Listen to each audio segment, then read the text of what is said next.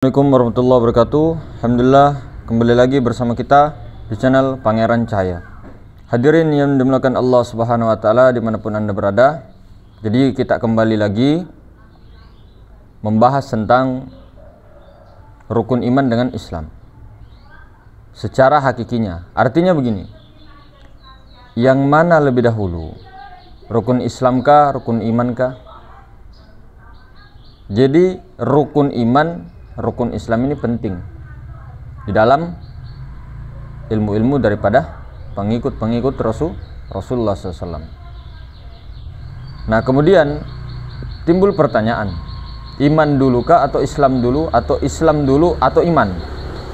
Nah, kalau kita runtut kembali ke sejarah awal, kapan sebenarnya ada rancangan ya? Kapan sebenarnya ada rancangan rukun iman itu ada 6, rukun Islam ada 5. Kemudian siapa yang merancang itu? Dari mana dapatnya? Nah, jadi kita kembali ke sejarah ya hadirin. Jadi yang pertama kali merancang itu sebenarnya banyak ulama-ulama, tobiin banyak. Namun yang paling terkenal itu, yang paling terkenal dalam merancang itu adalah Imam Asy'ariyah. Jadi beliau inilah yang mempopulerkan, merancang rukun iman dengan rukun Islam. Diambil dari mana? Tentunya dari hadis-hadis Rasulullah SAW di dalam Kutubus Sittah, di Sunan Ahmad, diambil hadis-hadisnya. Kemudian di Sunan Tirmizi, Sunan Bukhari diambil. Nah, di Sunan Bukhari itu hadis tentang Sayyidina Jibril, hadis Jibril itu berbeda. Namun sebenarnya anunya satu. Di hadis-hadis lainnya, di Sunan Ahmad, kemudian di hadis Arba'in bahkan itu ada hadis Jibril, itu berbeda-beda. Dan setiap membahas tentang rukun iman berbeda-beda. Kalau di Sunan Ahmad keadaan itu rukun imannya hanya 3 disebutkan di situ. Kalau di Sunan Bukhari hanya begini-begini dan sebagainya. Intinya yang mempopulerkan itu dan merancang rukun iman itu ada 6, rukun Islam ada 5, itulah paham daripada Imam Asy'ari. Nah, inilah yang kita pakai sampai sekarang. Nah, beda lagi kalau golongan-golongan yang rukun-rukunnya itu ditambahi, ada juga dikurangi. Ada yang seperti itu, ada Bang. Ada yang menambah, ada yang mengurangi. Jadi itu terserah mereka dan sebagainya. Kita tidak fokus kepada penyalahan sesuatu, tidak. Kita fokus kepada rukun iman 6, rukun Islam 5. Nah, apakah iman dulu baru Islam atau Islam dulu baru iman? Nah, di sini kita kembali lagi ke sejarah bahwa tauhid dulu baru bersyahadat, baru Islam. Kalau tidak bertauhid, artinya tidak mengetahui tentang rukun iman ini. Rukun iman itu ada 6. Yang pertama, yakin kepada Allah. Sebelum kita yakin kepada Allah, beriman kepada Allah, ya, harus untuk mengenal Allah, harus untuk mentauhidkan daripada Allah itu. Bukan Allah itu kan sudah tauhid, sudah esa. Bukan ini secara bahasa mentauhidkan Allah, mengesahkan zat Allah, mengesahkan sifat Allah, mengesahkan asma Allah, mengesahkan af'al Allah. Kemudian pergi kepada rukun iman yang kedua. Iman, percaya kepada malaikat-malaikatnya dan menyaksikan betul-betul hakikat malaikat pada diri. Nah, kemudian kitab-kitabnya Allah itu ada yang kauniyah, ada qauliyah. Kauniyah itulah kitab-kitabnya yang tanpa baris, tanpa lafaz, tapi bisa dibaca. Kemudian beriman kepada Nabi dan Rasul. Baru ke hari akhir. Kemudian qada dan qadar. Nah, ini semua harus beres dulu nih, kita punya tauhid rukun iman ini. Ketauhidan ini, ketunggalan ini harus betul-betul beres. Baru setelah mengetahui paham itu, baru Rasulullah ajarkan untuk bersyahadat. penyaksian di situ. Syahada yusashidu, syahada yusahid. Jadi betul-betul menyaksikan. Baru ketika sudah betul kita punya penyaksian ini, nah, penyaksian di sini sudah betul, maka itu semua amalan-amalan, ribuan amalan pun akan betul. Amaliyahnya sudah betul. Karena kuncinya di dua kalimat syahadat. Karena dua kalimat syahadat inilah orang ketika mengucapkannya bukan hanya mengucap, menyatakan dan menyaksikan benar-benar lurus betul-betul dia punya syahadatnya, maka dia ini sudah dikatakan mutu qabla anta mutu, matikan dirimu sebelum engkau mati. Jadi dia sudah mati sebelum mati. Makanya kita pernah bilang bahwa pedang yang paling tertajam itu adalah dua kalimat syahadat yang mampu meng-KO orang itu. Rasanya ketika dia bersyahadat sudah tidak ada lagi dia di situ. Makanya dikatakan mati sebelum mati. Dianya di situ perasaan makhluknya, keakuan makhluknya, bahwa dia yang menyatakan saksi. Nah, jadi kalau ingin bertemu Allah itu tidak akan bisa hadirin kalau bukan dari unsurnya sendiri, unsur keilahian itu sendiri. Di mana unsur keilahian pada diri? Sifat 7. Qudrah, iradah, ilmu, hayat sama basar kalam. Nah, inilah unsur ilahiyah. Nah, inilah yang mampu kembali kepada Allah. Bukan pikiran perasaan kita, bukan jiwa. Jiwa tidak akan bisa melihat Allah. Jiwa itu melebur kepada ruh, nyawa. Nyawa melebur kepada sir. Jadi yang mengantar jiwa ini adalah nyawa Rasulullah. Ada sebagian kalau mengatakan Khidir, begitu. Khidir Rasulullah itu sama sebenarnya, guru sejati. Nah, yang mengantarkan jiwa kita ini untuk menuju kepada hadirat Allah, melebur, ya, itu adalah ini Rasulullah ini, guru pembimbing ini, Khidir ini. Itulah yang mengantarkan kepada hakikat Allah Subhanahu wa taala. Namun di sini hakikat Muhammadiyah yang dimaksud hakikat Khidiriyah, bukan kezohirannya. Ini kita bicara hakikat. Kalau bicara syariat ya semua sudah tahu.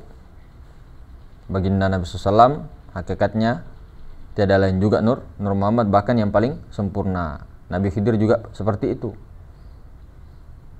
Nah, jadi kita bicara di sini, memang lebih penting betul iman itu dulu, baru amal. Karena ketika iman ini tidak beres, tauhid tidak beres, amal itu cacat.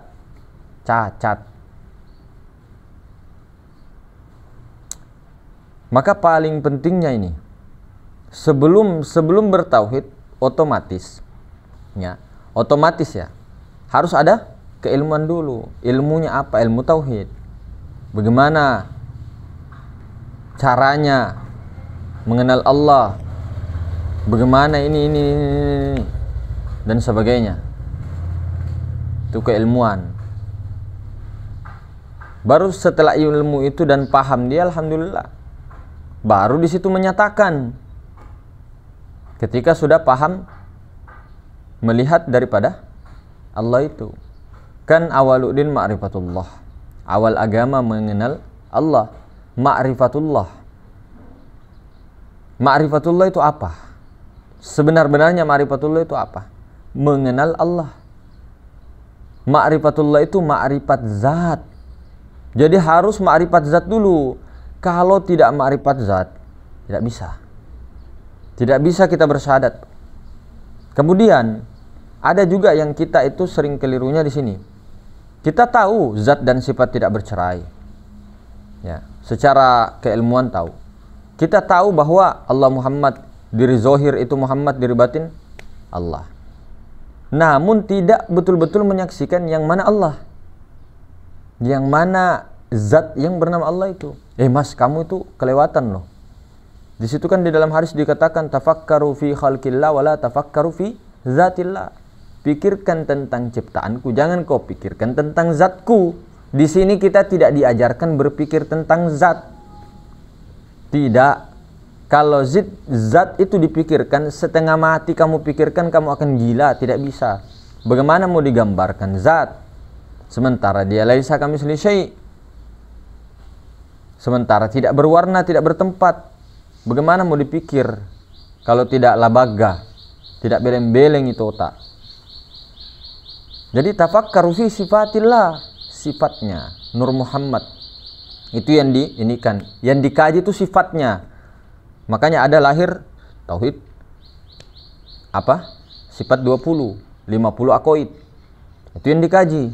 Sifat-sifat Allah 20 sifat wajibnya. Supaya apa? Kita tidak terjerumus ke dalam lembah kemujassimahan Tuhan.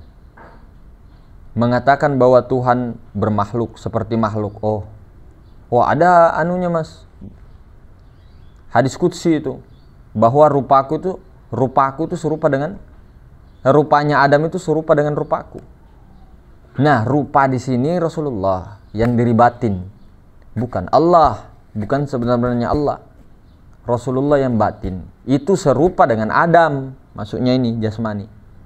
Jadi diri batin itu serupa dengan diri zohir. Nah, fotokopinya persis betul-betul. Diri batin serupa dengan itu. Jadi ketika kalimat-kalimat di hadis qudsi atau apa, makanya kan perlu dikias. Kiasnya apa? Artinya apa? Kemudian menurut para ijma apa? Kebanyakan para ulama itu apa pendapatnya beliau-beliau, ijma'nya. Situ kita ikut. Tapi kalau tidak sependapat dengan ijma', ya silakan saja, punya anu sendiri kan, kita tidak salahkan, kita tidak kanan kiri deh. Artinya itu paham masing-masing lah. Nah, jadi begitu hadirin dimuliakan Allah Subhanahu wa taala. Jadi pentingnya ma'rifatullah. Kemudian kita di sini tidak membahas tentang Tuhan yang sebenar-benarnya Tuhan. Karena Tuhan yang sebenar-benarnya Tuhan, sebenar-benar diri-dirinya Tuhan itu tidak akan ada yang bisa tahu. Lah kok bisa mas? Ya, tidak akan bisa. Zat Allah saja, laisa kamitslihi syai', itu tidak bisa dipikirkan, hanya bisa disaksikan. Ini zat. Apalagi Tuhannya zat, yang punya zat, yang menjadikan zat itu, mentajalikan zat itu sendiri. Nah, sejatinya, maha sejatinya Rabbul Izzati, sebenar-benarnya Tuhan itu tidak bisa dikenali. Tidak akan ada yang bisa mengenal Tuhan. Siapapun makhluk itu tidak akan bisa, kecuali Tuhan dengan sendirinya. Nah, kalau dimaksud melihat Allah dengan penglihatan Allah, itu Allah. Oh beda kah mas? Secara ilmu kalam beda, namun tiada lain. Allah dengan Rabbul Izzati, karena dia juga itu tajallinya. Allah ini nur Tuhan. Allah ini nama dari nur Tuhan. Allah itu ismu zat, nama zat, nama bagi zat Tuhan. Sementara dikatakan dalam hadis qudsi, ya, jangan kau sembah zatku, jangan kau sembah sifatku, jangan kau sembah asmaku, jangan kau sembah af'alku, tapi sembahlah aku. Akunya itu yang Rabbul Izzati. Jadi yang disembah itu ini kata-kata kiasan, kita disuruh menyembah Rabbul Izzati itu kiasan, padahal al-abidu wal ma'budu wahid. Artinya kiasan, yang disembah, yang dipuji-puji, yang dihantarkan semua puji-pujian dan sebagainya itu hanya kepada Rabbul Izzati, Raja Cahaya. Ini tamsilan. Kalau Pangeran Cahaya kan yang zat itu, kalau Raja Cahaya kan yang Rabbul Izzati, begitu. Tamsilan, bukan cahaya, bukan. Tamsil. Itulah sebenar-benarnya. Itu suwung mas, bukan di atas suwung. Tidak bisa lagi dijelaskan. Suwung saja mau dijelaskan itu paling begini, gini, kode-kode, latayin, ahadiyah, dikode, belum menyata, suwung, atau kosong sekosong-kosongnya. Tapi bukan kosong tidak ada, atau maha ruang, maha suci, yang meliputi segala sesuatu itu. Nah, ini ya zat. Bagaimana dengan Tuhannya zat? Nah, itu tadi bukan mengenal Tuhan yang sebenarnya Tuhan, tapi nur Tuhan. Jadi yang bernama Allah itu nurnya, bukan Tuhan yang sebenarnya Tuhan. Paham? Karena Tuhan yang sebenarnya, sang aku Rabbul Izzat itu yang sebenarnya tidak bernama. Jangan salah sembah, jangan salah puji. Makanya tidak boleh tertahan di nur. Tidak boleh tertahan di nur Muhammad, tidak boleh tertahan di nur Allah. Tidak boleh, harus kepada yang sebenarnya Allah. Nah, nur ilahi atau nur Allah ini yang bernama Allah. Nurullah itulah yang bernama Allah. Nur zat Allah itulah yang bernama Allah. Ismu zat. Jadi Allah itu ismu zat, nama dari zat, bukan nama Tuhan.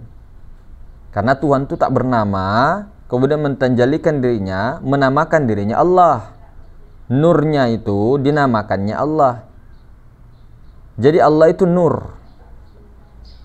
Nah, kemudian nur ini meliputi lagi, bertajalli lagi menjadi nur Muhammad. Dari nur Muhammad nyatalah alam semesta itu. Nah, jadi begitu. Jadi alam semesta ini bayangan dari wujud Muhammad. Nah, wujud hakiki. Alam semesta ini bayangan, Pak. Kelihatannya ada tapi tidak ada. Pembohong ini dunia. Artinya bayang-bayang. Artinya sihir yang nyata. Makanya timbullah berbagai perasaan di jiwa, pikiran itu tentang sihir-sihir ini. Khawatir kita, rasa takut, rasa gelisah, rasa ini dan itu dan sebagainya, itu adalah rasa-rasa tercela. Artinya rasa-rasa dunia, keduniawian. Karena sejatinya manusia cahaya. Manusia yang sebenar-benarnya cahaya itu sendiri. Ini kita cahaya ini tamsilannya, bukan cahaya. Artinya itu tamsil saja, nur. Nah, jadi dia yang telah meleburkan jiwanya, mengorbankan jiwanya ya. Betul-betul karam, lebur di situ. Maka itulah yang disebut insan kamil. Itulah yang dikatakan kesempurnaan. Maka sebelum berislam secara indallah di sisi Allah, tauhidnya perbaiki. Tauhid itu masuk dalam kategori kita makrifat dengan hakikat itu. Bagi itu akidah, belajar kita supaya kita ciri-cirinya itu tidak melenceng. Jangan sampai mengatakan, saya melihat kembaran saya terus mengatakan Allah, atau kita membayangkan dulu kembaran baru kita bersyahadat asyhadu an la ilaha illallah. Itu masih Rasulullah, itu Nur Muhammad. Sementara zat yang bernama Allah itu tidak berbentuk.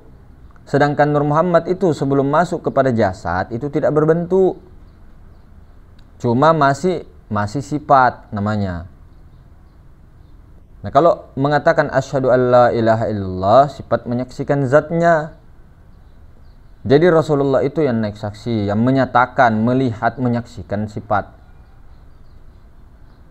Baru sifat itulah yang menyaksikan zat, baru sifat itu lebur, zat menyaksikan sifat. Artinya ini dalam konteks hakikat. Kalau konteks ma'rifat, ya yang menyaksikan, yang disaksikan satu juga, aku yang maha sejati itu. Begitu. Tapi kalau dalam keilmuan ada dikatakan Nur Muhammad, dinamakan untuk memudahkan paham dan sebagainya lah. Tapi kalau orang yang sudah paham kan, dia cuma diam saja. Atau dia kalau mau mengkonekkan sesuatu itu, menyadarkan, dia tinggal pegang begini kah? Ataukah dia cuma memandang maha suci satu kali? Ataukah dia sahadat tunggal kah? Ataukah dia sahadat apakah? Atau bismillahirrahmanirrahim tapi bismillahnya betul-betul tembus? Macam-macam orang itu, Pak. Bagaimana metodenya untuk cepat mengkonekkan? Ada yang melipat lidahnya supaya sadar dia. Ada yang mengatakan, oh Muhammad Rasul Allah. Ada tuh badilnya begitu. Jadi macam-macam, yang mana kita suka, yang mana kita cocok. Nah, karena penyaksian di situ, kuncinya di penyaksian itu, maka ketika sudah benar, benar juga mendirikan sholatnya benar.